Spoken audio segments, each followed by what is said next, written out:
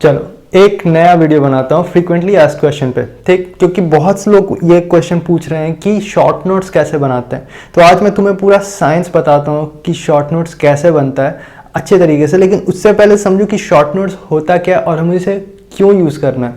तो short notes क्या होता है कि तुम्हें कोई चीज़ है जो तुम भूल रहे हो, ठीक, कुछ रटने वाले चीज़, कुछ फॉर्मूलेज हो गए या फिर कुछ स्टैट्स हो गए, कुछ डेटा हो गया जो तुम्हें रटना है, क्वेश्चन में आ रहा है बार बार।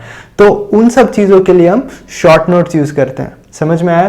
तो शॉर्ट नोट्स में कभी भी कॉन्सेप्ट्स मत लिखा करो। बहुत लोग के शॉर्ट नोट्स, एक सब्जेक्ट का शॉर्ट नोट 10 पेज में आ रहा है, ऐसा नहीं होता है। तुम सब्जेक्ट को रिवाइज शॉर्ट नोट से नहीं कर सकते, सब्जेक्ट को रिवाइज क्लास नोट से ही करना है। इसीलिए तो मैंने बोला कि जो तुम्हारा क्लास नोट्स है, क्लास से आने के बाद सबसे पहले क्या करना है, उन क्लास नोट्स को दोबारा पढ़ना है। जो भी इंपॉर्टेंट चीज़ है उसको अंडरलाइन करो। क्लास से आने के बाद 1-1.5 घंटा वही करना होता है। तो तुमने जो अंडरलाइन कर लिया, अगली बार जब तुम रिवाइज करोगे तो पूरा टाइम नहीं लगेगा इतना मोटा नोट्स को रिवाइज करने में, बस तुम अंडरलाइन चीज़ों को रिवाइज करोगे। शॉर्ट नोट्स कभी भी तुम्हारा 3 से 4 पेज से ज़्यादा नहीं जाना चाहिए। मतलब बहुत हो गया तो जैसे प्रोडक्शन जैसा सब्जेक्ट है तो कितना हुआ, 4 पेज, मतलब कि 2 पन्ने, बस। उससे ज़्यादा अगर जा रहा है तो तुम अपना टाइम वेस्ट करो, क्योंकि तुम्हें उसे डेली बेसिस में रिवाइज करना है, उसमें सब कुछ आ जाएगा। समझ में आया? मतलब 10 पेज में तो मैं पूरा गेट का शॉर्ट नोट्स बना दूंगा, क्योंकि जितना ज़रूरत है उसमें उतना ही पढ़ो। मैं डेली अगर तुम टाइम बर्बाद कर रहे हो फालतू का चीज़ पढ़ने में तो वो प्रॉब्लम है। और कुछ चीज़ होता है, जैसे बहुत लोग कॉन्सेप्ट्स डालते हैं शॉर्ट नोट्स में, कॉन्सेप्ट रटने वाला चीज़ होता ही नहीं है, उसे तुम शॉर्ट नोट्स में क्यों डाल रहे हो। मतलब मैंने तो आज तक कभी भी कॉन्सेप्ट्स को शॉर्ट नोट्स में नहीं डाला। मैंने मेरे से ज़्यादा कॉन्सेप्ट तो बहुत कम ही लोग के पास उतना हाई लेवल का होगा। मैंने 2 रिसर्च बेस्ड ऑर्गेनाइजेशन निकाले। कॉन्सेप्ट जो होता है वो दिमाग में फिट होना चाहिए, पेपर में नहीं। तो तुम्हारे दिमाग में एक बार वो चला गया कॉन्सेप्ट, अगर तुम्हें समझ में आ गया ना, तो फिर उसे डेली देखने का कोई मतलब ही नहीं बनता, वो अपने आप क्लिक करेगा। अगर तुम्हें उसे शॉर्ट नोट्स में लिखने का जरूरत पड़ रहा है, यानी कि वो कॉन्सेप्ट वीक है तुम्हारा, अच्छा से समझो उसे। अभी शॉर्ट नोट्स में क्या डालना है वो भी इंपॉर्टेंट है। कुछ चीज़ होते हैं रटने वाले, उसे हम शॉर्ट नोट्स में डालेंगे। तो मैंने बेसिकली शॉर्ट नोट्स को 4 पार्ट में डिवाइड किया। एक है मेरा माइक्रो नोट्स, दूसरा है मेरा शॉर्ट नोट्स जिसे मैं शॉर्ट नोट्स बोलता था, तीसरा है मेरा स्पेशल नोट्स और चौथा है मेरा एग्जाम फोकस नोट्स। देखो सबसे इंपॉर्टेंट, सबसे बड़ा होता है माइक्रो नोट्स। ये मेरा था कि कोचिंग इंस्टीट्यूट के क्लासेस में कुछ भी फॉर्मूला आ गया, कुछ भी चीज़ जो रटने वाला है वो आ गया, तो मैं इसे यहाँ पे लिख दूंगा। एप्टीट्यूड से लेके industrial, strength of material, thermodynamics, सब कुछ, ठीक है। और ये आधा ही है, बस इतना में मेरा सब कुछ आ गया। इससे ज़्यादा फॉर्मूला कोई एग्जाम नहीं पूछने वाला। अगर पूछेगा तो किसी के हाथ में नहीं है उसको आंसर करना, कोई नहीं कर पाएगा आंसर। तो इसमें सब कुछ है। ये मतलब गेट एग्जाम से पहले इसे पढ़ोगे तो पागल हो जाओगे, क्योंकि इसमें सब कुछ ही है। फ्रिक्शन फैक्टर का फॉर्मूला, टर्बुलेंट फ्लो में क्या होता है वो भी मैं इसमें लिखूंगा, क्योंकि वो क्लास में पूछा हुआ है। क्यों? क्लास में जो पूछा हुआ है, मतलब क्लास में जो सिखाया हुआ है उसको लिखना जरूरी है, क्योंकि कोई और जरूर उसको पढ़ रहे हैं। अगर वो क्वेश्चन गलती से भी किसी एग्जाम में आ गया तो उसे कॉम्पिटिटिव एडवांटेज मिलेगा, तुम्हें नहीं मिलेगा, क्योंकि तुमने रटा नहीं। तो ये सब फॉर्मूला भी देखना जरूरी है। इसे मैं ऐसे मतलब 2-4 दिन में एक बार रिवाइज कर लेता था, क्योंकि इसरो का तैयारी मैं कर रहा था, तो इसरो में भी बहुत सारे रटने वाले क्वेश्चन आते हैं। तो इसमें सब कुछ रहेगा, ताकि मैं जब भी टेस्ट सीरीज दूंगा, कोई नया फॉर्मूला आ गया, मुझे देखना पड़ा टेस्ट सीरीज के समय नहीं, टेस्ट सीरीज के बाद, तो मैं इसे खोल के देखूंगा, मुझे क्लास नोट्स पलटने का जरूरत नहीं पड़ेगा। तो ये हो गया माइक्रो नोट्स। उसमें देख लो, मैं 1-2 एग्जांपल दे रहा हूँ यहाँ पे। जैसे कि मेरे सामने कुछ भी खुला, थर्मोडायनेमिक्स। तो थर्मोडायनेमिक्स का कुछ फॉर्मूला हो गया, जैसे बॉडीज ऑपरेट कर रहा है तो कब तुम्हारा बीच का टेम्परेचर ज्योमेट्रिक मीन होगा, कब अर्थमेटिक मीन होगा, ये सब चीज़। अगर 2 इंजन साइकिल सीरीज में लगे हुए हैं तो उस टाइम पे तुम्हारा क्या चीज़ है यहाँ पे, वो सब रटने वाली चीज़, ताकि जल्दी जल्दी आंसर हो जाए वो सब चीज़, ठीक है, क्योंकि ये सब क्वेश्चन आए हुए हैं। तो ये सब चीज़ मैंने यहाँ पे रटने वाले लिख दिए। मैक्सवेल्स इक्वेशन, जो 13 इक्वेशन आते हैं तुम्हारा आइडल गैस इक्वेशंस में, वो सारे चीज़ मैंने यहाँ पे लिख दिए।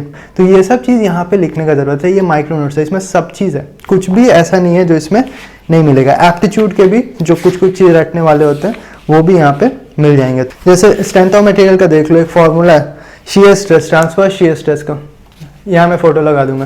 तो PAY/IB ये फॉर्मूला कभी भी नहीं आया एग्जाम्स में, ठीक है, लेकिन फिर भी क्लास में पढ़ाते हैं तो मैं इसे यहाँ पे लिख लूंगा। तो एक तरह से मैं सेफ हो गया कि जितने भी चीज़ रटने वाले हैं ये तो इसमें है, और इसे बस लिख के छोड़ नहीं देना है। 3-4 दिन में इसे रिवाइज करते रहना, और स्टार्टिंग में तो डेली बेसिस में करना। जब तुम अगर जुलाई जून ऐसे में बैठे हुए हो तो डेली बेसिस में जो भी है उसे रिवाइज करते रहना, वो तुम्हारे दिमाग में फिट हो जाएंगे धीरे धीरे करके।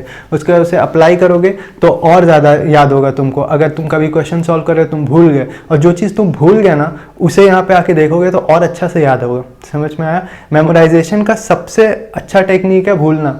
जो चीज़ तुम भूल जाते हो वो बाद में और अच्छा से याद होता है, इसीलिए तो टेस्ट सीरीज देना चाहिए बार बार। तो ये हो गया माइक्रो नोट्स। इसके बाद मैं बात करूंगा शॉर्ट नोट्स के बारे में। तो शॉर्ट नोट्स में कुछ कुछ सब्जेक्ट होते हैं रटने वाले, जैसे क्या है कास्टिंग, वेल्डिंग, ये सब का शॉर्ट नोट्स मैं बनाऊंगा क्योंकि ये पूरा थ्योरेटिकल है। तो इसमें बहुत सारी चीज़ें जैसे एग्जाम्पल्स हो गए, कहाँ पे यूज़ होता है, एप्लीकेशन हो गया, ये सब हो गया। उसके बाद जैसे कौन कौन सा डिफेक्ट्स है कास्टिंग में, तो ये सब आते रहते हैं, बहुत कम आते हैं लेकिन आते रहते हैं। तो मुझे कास्टिंग का नोट्स अगर 50 पेज रिवाइज करना पड़े, उससे अच्छा अगर मैं कास्टिंग को 4 पेज में डाल दूं बस रटने वाले चीज़, तो वो बेटर है मेरे लिए। तो वो सब सब्जेक्ट के लिए मैं शॉर्ट नोट्स बनाता था। तो वो हो गया, जैसे कुछ चीज़ हो गया आयरन कार्बन डायग्राम, तो ये तो मुझे याद रहना ही चाहिए, तो ये मेरा इसमें आ जाएगा शॉर्ट नोट्स में। बहुत लोग ये माइक्रो नोट शॉर्ट नोट्स एक साथ बनाते हैं, लेकिन मैंने डिसाइड किया था कि मैं अलग अलग बनाऊंगा, क्योंकि वो हो गया पूरा फॉर्मूला बेस्ड छोटा छोटा चीज़ रटने वाला, और ये तो थोड़ा थोड़ा तुम कहानी बना के रट सकते हो।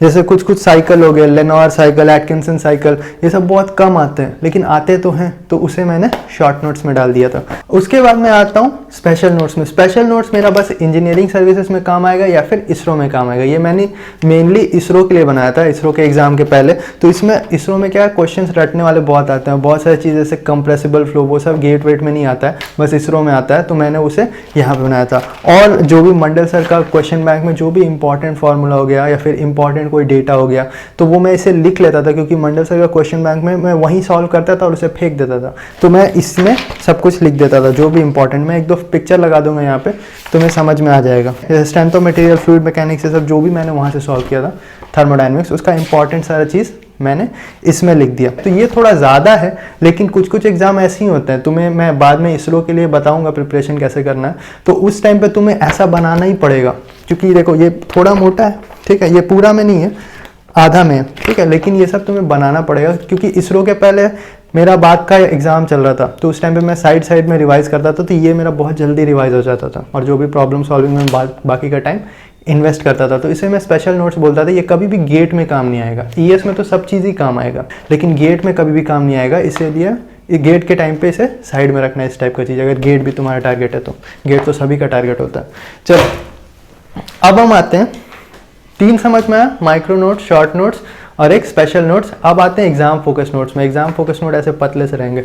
ये कैसे बनाना है, ये तुम्हें प्रीवियस ईयर क्वेश्चन सॉल्व करते करते बनाना है। जैसे तुम गेट का प्रीवियस ईयर क्वेश्चन सॉल्व कर रहे हो, जो फॉर्मूला सिर्फ गेट में ही आए हुए हैं उसे मैं यहाँ पे लिखूंगा, तो तुम्हें पता चलेगा गेट का सबसे पतला बनेगा। क्यों? क्योंकि गेट में रटने वाली चीज़ सबसे कम आते हैं, लेकिन गेट के पहले तो इसी को पढ़ना है। गेट के पहले अगर तुम ईएस का पढ़ोगे तो पगला जाओगे, समझ में आया?